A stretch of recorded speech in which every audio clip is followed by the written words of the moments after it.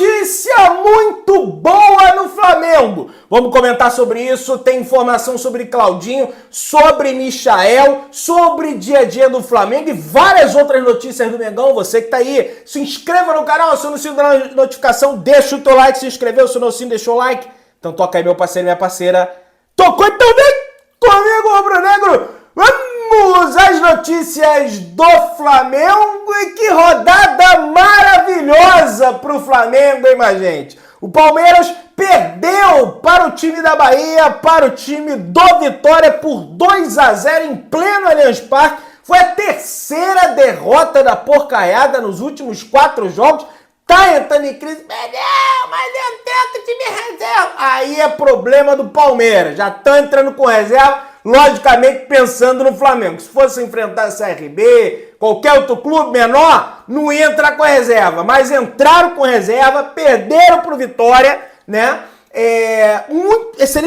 Excelente resultado pro Flamengo. O Flamengo venceu mesmo o Vitória fora de casa, né? Em condições ali de temperatura e pressão com mais dificuldade que o Palmeiras, porque o jogo foi fora de casa, né? E muita gente reclamou como eu. No entanto, não deve se passar pano porque o Palmeiras perdeu. O Flamengo foi mal e precisa corrigir esse tipo de comportamento na minha avaliação. Também não vamos passar esse pano aí para o vovô Tite, né? Assim que ele fala na entrevista coletiva. Uma outra notícia que também preocupa o Palmeiras, além do resultado, é que o Estevão torceu, ao que parece, torceu o tornozelo, né? Sentiu o mesmo tornozelo que ele havia machucado, botou as mãos no rosto, saiu chorando e mancando com auxílio dos médicos da equipe do Palmeiras. Eu não vou cravar, mas pode, né? Saiu ali mancando mesmo, nitidamente, tô vendo a imagem aqui.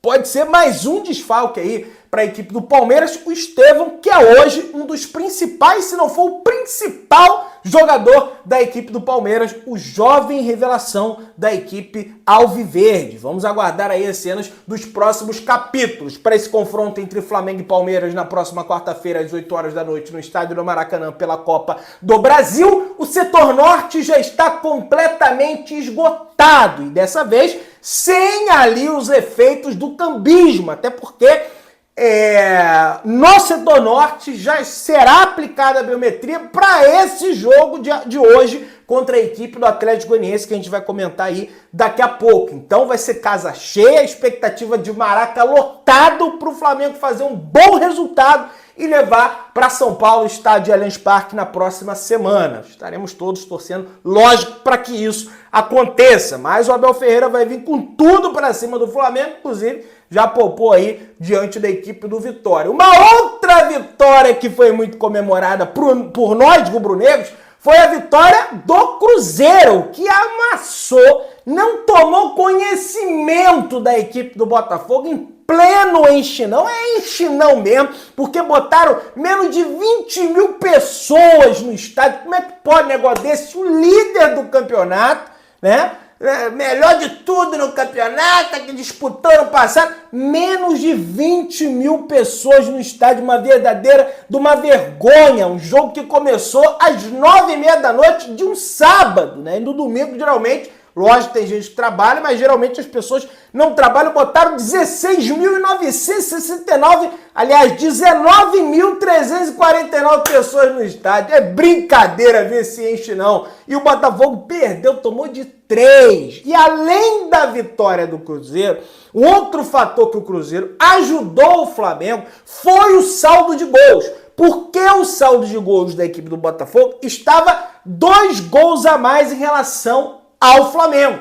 Com a goleada que eles tomaram, agora o Botafogo tem um saldo de gol de 12 e o Flamengo tem um saldo de gols de 13. O Flamengo tem 37 pontos, o Botafogo tem 40, no entanto, tem uma vitória a mais em relação ao Flamengo. Vitória é essa, se o Flamengo vencer hoje, o Flamengo tem 11 vitórias, o Botafogo tem 2, o Flamengo vencendo empata com o número de vitórias do Botafogo, então já fica pau a pau.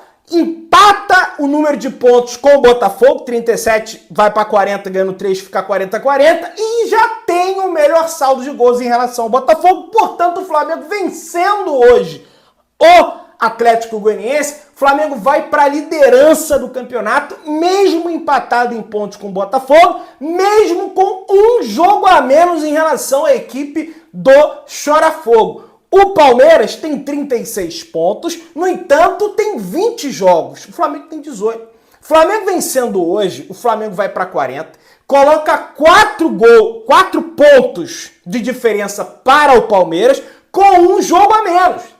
O Flamengo vencendo esse jogo a menos, bota 7 pontos do Palmeiras. Bota 3 pontos do Botafogo. Então tem que ganhar hoje. É obrigatória a vitória de hoje. Para que essa história de flamengada. É o lanterna no campeonato. O Flamengo venceu esse lanterna fora de casa na primeira rodada do Campeonato Brasileiro. O Flamengo precisa vencer esse raio desse jogo de hoje. Poupando, não poupando, time bicho, a gente vai comentar sobre isso. Paulo Andrade será o narrador da partida de hoje entre Flamengo e Atlético Goianiense às 16 horas com transmissão da TV aberta, da TV Globo, com comentários de Júnior, Maestro Júnior e também Eric Faria, né? Vamos acompanhar aí o jogo. O Tite vai fazer uma mescla no time do Flamengo aí, eu sei que ele não gosta dessa palavra, não tô poupando, não se poupa no Flamengo, é a ciência, aquela coisa toda, mas é um time que tem algumas mudanças. No gol a gente tem o goleiro Agostinho Rossi, Varela na lateral direita, a zaga Léo Ortiz e Davi Luiz. Eu até me animei com o Léo Ortiz nesse time, mas já sei que ele tá dando uma segurada no Fabrício Bruno, que ele não botou o Léo Ortiz ali no lugar do Fabrício Bruno, mas tá beleza. Lateral esquerda, Ayrton Lucas, Eric Pulgar, primeiro volante, Gerson voltando a atuar como segundo homem de meio de campo aí, como segundo volante, De Arrascaeta de armador, Luiz Araújo caindo pelo lado direito, Everton Cebolinha caindo pelo lado esquerdo e Pedro, nosso queixada, ali de centroavante. Acho até que, já que tá mudando alguns jogadores aí, por que não bota o Gabigol, por exemplo, para iniciar uma partida? Tira o Pedro, bota o Gabriel. Não para barrar o Pedro, mas até para... Pô, o Gabigol vem bem aí, né? Decidiu um jogo pro Flamengo, vamos chamar de Gabizete. Não é isso. Já que tirou um ou outro, bota o Gabigol. Né? Por que não bota? O Gerson tá jogando tudo que é jogo. Né? Já que é pra poupar, tira um ou outro aí que eu acho que poderia ter tirado. Já tirou 5, né? Léo Ortiz, Davi Luiz, Ayrton Lucas, Pulgar, Luiz Araújo entrou no lugar de Fabrício Bruno, Léo Pereira, Vinha, Alan de la Cruz. Né? Aliás, tem uma possibilidade que foi levantada pelo jornalista Vene Casagrande de até mesmo o goleiro Agostinho Rossi ser preservado. Matheus Cunha, segundo ele, será o titular na partida de hoje contra o Atlético Goianiense. O goleiro foi escalado por Tite após um treinamento de bola parada. O jovem jogador não entra em campo desde o dia 22 de maio, quando o rubro-negro, o Flamengo, enfrentou a equipe do Amazonas pela Copa do Brasil. Vamos ver aí, quem sabe, né? Para mim, o Matheus Cunha ele tem potencial, só é jovem, precisa de experiência, precisa de rodagem. Foi titular do Flamengo no momento ali terrível do Santos, e aí teve que jogar aquela carga em cima dele. Foi mal em determinados jogos, mas foi bem em outros, e pode vir a ser titular do Flamengo nesse jogo de hoje. Mas não tem hoje que pensar que é mais um jogo do Brasileiro. Não, é decisão. É final de campeonato, tem que fazer o raio dos 3 pontos.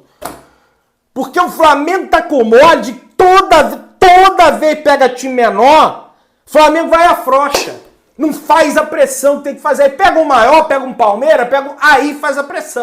Então tem que entrar sério, seriedade, afinal, 3 pontos. Regularidade, ganha o Campeonato Brasileiro.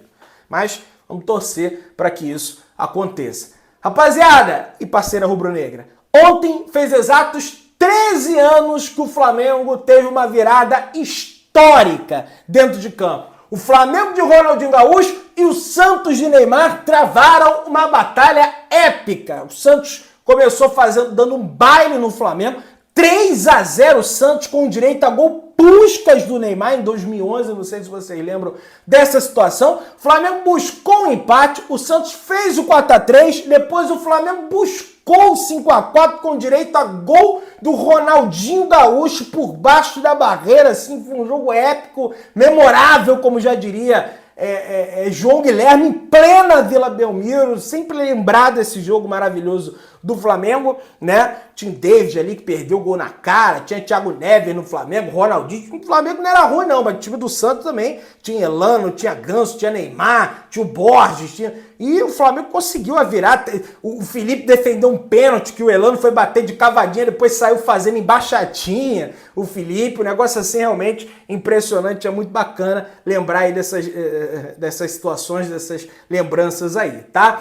Pendurado, o Luciano reclama no banco, toma cartão e desfalca a equipe do São Paulo para o confronto contra a equipe do Flamengo no próximo dia 3 de agosto, né? O jogo do Flamengo tem agora é contra a equipe do Atlético Goianiense e depois só joga no outro final de semana pelo Campeonato Brasileiro contra a equipe do São Paulo. Mas tem jogo no meio da semana, Pedrão? Tem, mas é da Copa do Brasil no Maracanã, dia 31 de julho, às 8 horas da noite. Rapaz, já tô até ansioso para esse jogo, mas foca e pensa na equipe somente do Atlético Goianiense. Por favor, não desprezem o Atlético Goianiense. Acho que esse é o grande X da questão, o Flamengo aí sair com a vitória. Segundo Fred Gomes, do GE.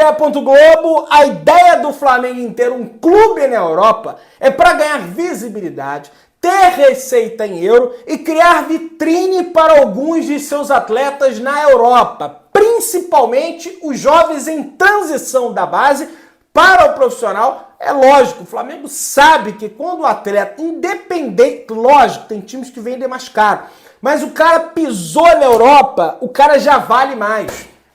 É um negócio impressionante. Só o Benfica e o Porto lucram absurdos com jovens promessas aqui do Brasil e da América do Sul.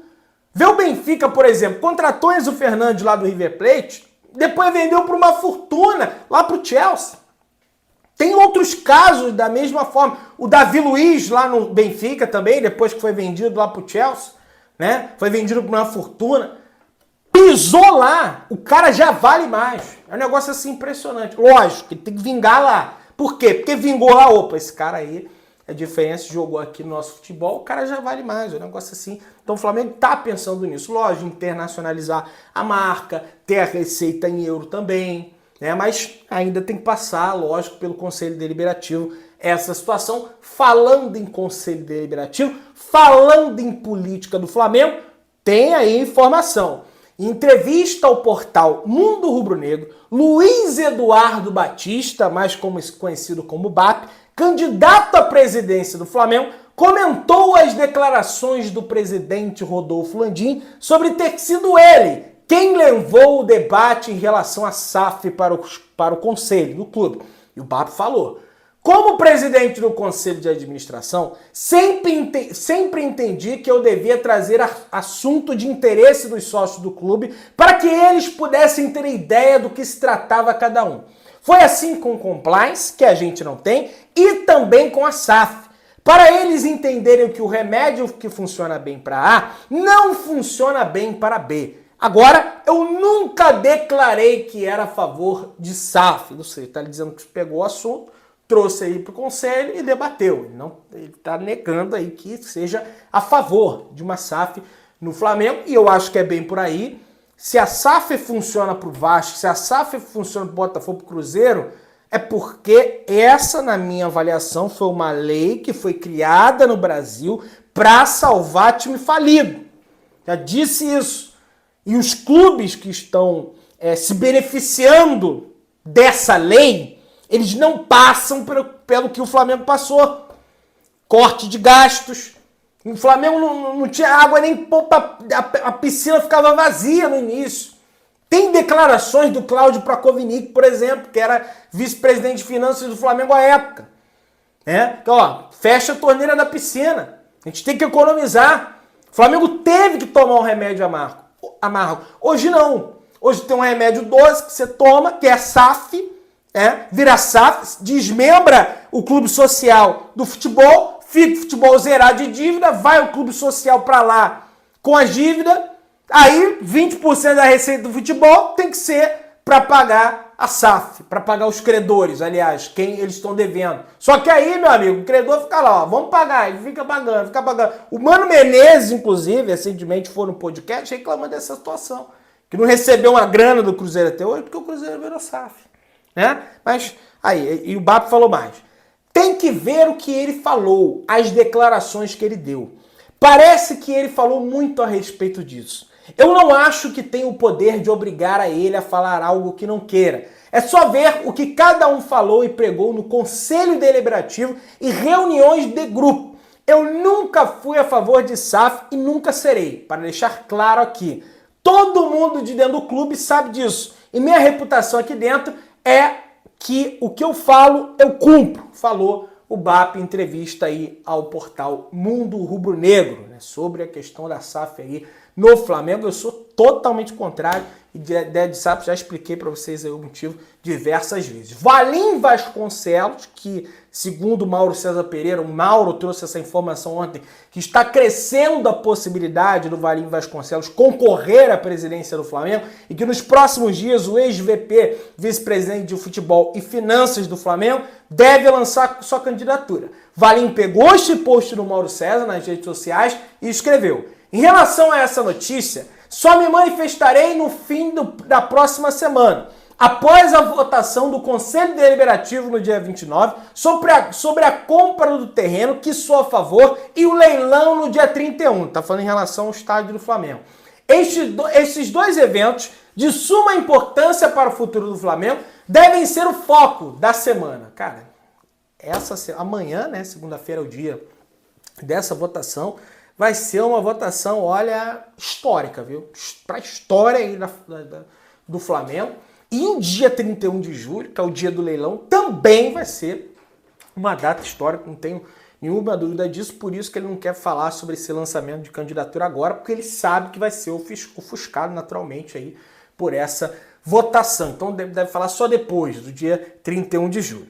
Segundo o All Sport, o Flamengo vendeu mais de 1 bilhão em valores de atletas nos últimos 5 anos. O clube projeta ter potencial para fazer mais 1 bilhão, no entanto, ao invés de 5, nos próximos 4 anos, galera. Olha isso, né? O Flamengo que nos últimos 5 anos aí vendeu, inúmeras promessas das suas categorias de base, como Vinícius Júnior, como Paquetá, como João Gomes, como o próprio Renier, Léo Duarte, lá atrás ainda, né? Matheus França, entre outros jogadores aí, o Flamengo vendeu e conseguiu muito dinheiro com isso. Com esse dinheiro, e lógico, com outras receitas, o Flamengo se reequilibrou financeiramente, conseguiu fazer os investimentos que faz hoje em dia. Então, por isso que o Flamengo quer fazer aquele investimento também na equipe de Portugal, na equipe do Leixões, beleza? Com projetos aí para ir para a primeira divisão de Portugal, para ir para a Europa League, Champions League, seria realmente um feito e tanto. Segundo a imprensa da Arábia Saudita, né, o jornalista, Willy, né? Rapaz, um nome bem complicado aqui, mas está saindo em todos os jornais da Arábia Saudita essa notícia, tá em toda a imprensa lá da Arábia Saudita, é que Michael vai rescindir o seu contrato com o Al Hilal após a Supercopa da Arábia Saudita. O jogador pagará um valor em dinheiro pelos meses restantes de seu contrato e deve se transferir para o futebol brasileiro, minha galera. Olha aí, Michael ficando livre no mercado e o Flamengo, lógico, vai ter oportunidade de graça de repatriar o Michael. Mas lógico, vai depender do Tite, vai depender vai depender desse pessoal aprovar ou não a contratação do atleta. Segundo o jornalista Vini Casagrande, Flamengo terá uma nova reunião no início da próxima semana pela contratação de Claudinho e para debater aí, né, quem sabe, né, tentar um acordo, né, aumentar a proposta eu acho bem difícil. O Flamengo, já está aí na casa, já aumentou, já está na casa dos 18 milhões de euros. Os russos não querem ceder ali a situação, mas vamos torcer para que dê tudo certo. Você que está aí daquela moral de sempre, se inscreva no canal, acione o sininho da notificação, deixa o teu like e tamo juntão, saudações rubro-negras.